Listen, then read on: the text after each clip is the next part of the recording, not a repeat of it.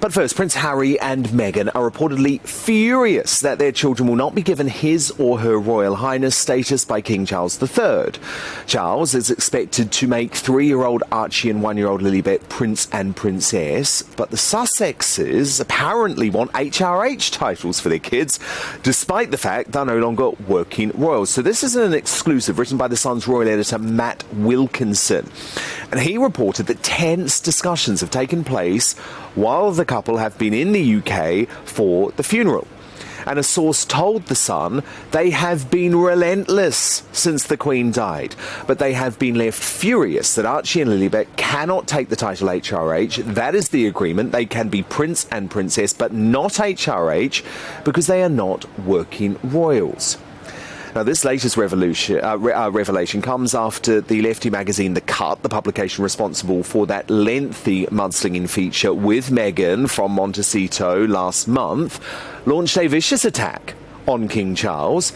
The New York Magazine offshoot branded our new monarch a, quote, big fussy baby and a jerk to his staff. The article points to 2 so-called tantrums Charles threw involving pens just day after his mother had died. The minor and frankly, I think, relatable incidents, given what he's going through, happened when his pen leaked during a signing ceremony in Northern Ireland.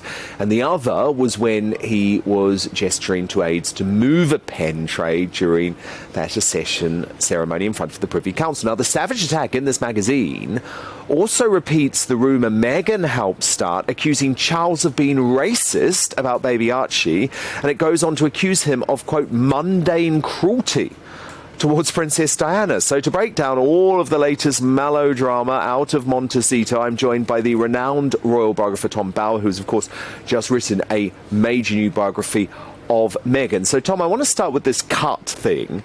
Does Meghan need to think about the company she keeps if the Sussexes are ever going to be bought in from the cold? Because her beloved magazine has just completely slammed her grieving father-in-law, including, by the way, accusing him of being the royal racist.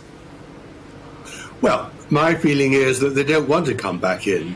They want all the perks, the titles and the baubles and the power, but don't want to actually come back to Britain and rule the work. They wanted to just milk the system from Montecito. I thought in the amazing shots during yesterday's procession that Meghan looked pretty much like an intruder. And as an intruder, she's looking for more grist to give to the cut. She's sided with the American media against Britain, the Anglophobes like the New York Times, and also the Cut and other magazines and other so-called professors who really take on Meghan's charge against the royal family and make it even worse. So I think she's pretty unhappy in Britain. She doesn't like it that Kate probably looks infinitely better than she does, and Kate probably snubs her because she's been so rude and cruel and inaccurate. And it's a tough time for them, and not least because Meghan, I thought ridiculously when they left yesterday holding hands. They just are an odd couple by now. Always angry, never content, always complaining. You know, the sooner they go, the better, I think, for Britain. And then there's this extraordinary report by The Sun's royal editor, Tom, which suggests that even in this period of national mourning, even in this incredibly difficult time for King Charles, they are being relentless is the word, over granting Archie and Lilibet Prince and Princess titles and also HRH status. Now, I don't get this one, Tom, because they seem to hate the institution so much. They seem to hate everything the royal family is about. Why on earth do they want to put their children through having these titles, given they're going to grow up as Americans in California?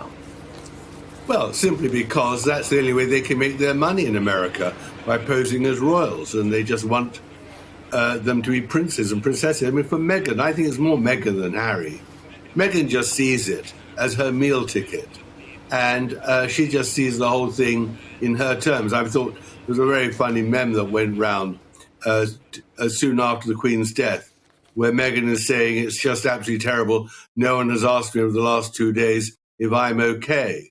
And I think that's what it's all about. I think that she took some power from this walkabout with Kate and William. She thought that she was back in the frame and that she's got some authority. You know, the truth is that they are a malign couple. Nothing has changed.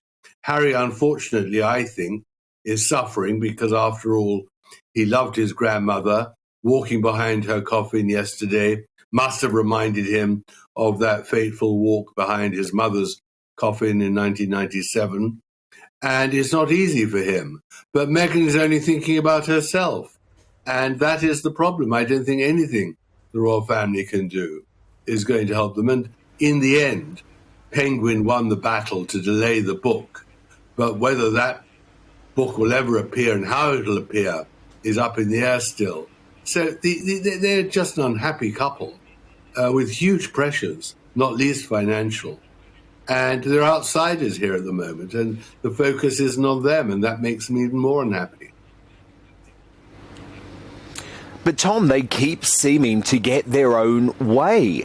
It has been confirmed tonight that Prince Harry will be able to wear his military uniform at this vigil of the Queen's grandchildren, which we think is going to take place around her coffin in Westminster Hall on Saturday.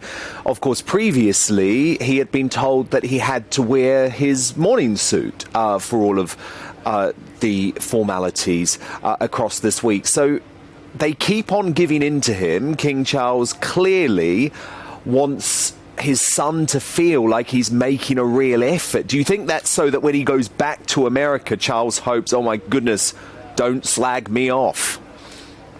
Well, I think that's definitely much Charles's motive, and also he's under such enormous pressure at the moment, not least because of his mother dying, but also being king and all the rest of it.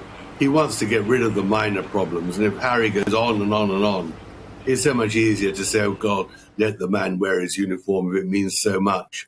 It's just very, very difficult. There was such a dreadful coincidence that they were in Britain at the time of the funeral of the Queen's death and didn't just fly in for the funeral. It's made it all infinitely more complicated. I don't think whether he wears the uniform or not is that important. I think much more important is that Charles and William find a way to neutralize the couple. In the end, I think many people will demand that they are stripped of their titles altogether and have done with it. But we're some way from that still. Yeah, we're not there yet. It certainly feels, Tom, based on all of the reporting that I've done, I know you've done a lot of it over the past few years too, that William is prepared to take a much harder line than Charles. Charles still hopes that he can charm this couple. I personally think he's wrong.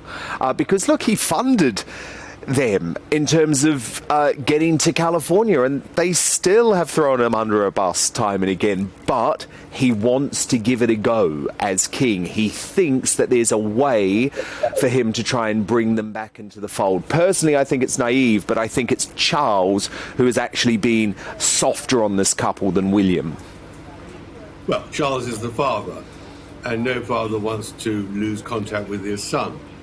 And William is the aggrieved husband of Kate and feels that his brother has betrayed him and his wife and has behaved despicably, and not least Meghan too. And I'm sure the one thing Meghan is not going to do is apologize.